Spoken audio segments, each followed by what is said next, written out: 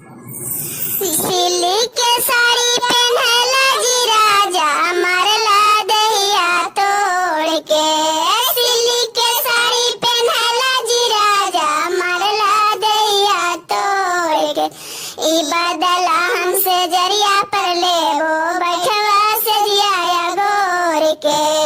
ई बदला हमसे जरिया पर लेबो बैठवा से जिया गोर के।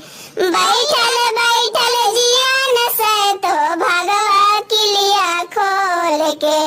बैठल बैठल जिया न से तो भगवा किलिया खोल के। आंगना में जयवा मन पचतवा नाचवा लुंगिया खोल के।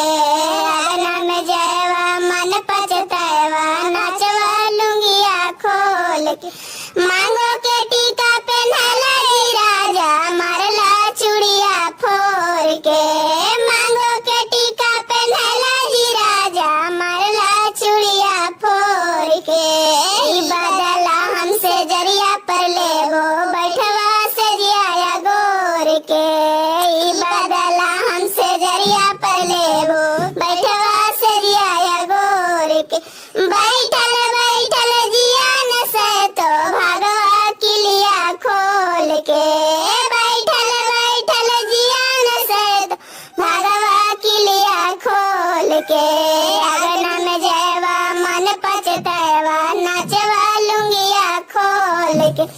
आंगना में जयवा मन पचतवा नाचवा लुंगिया खोल के।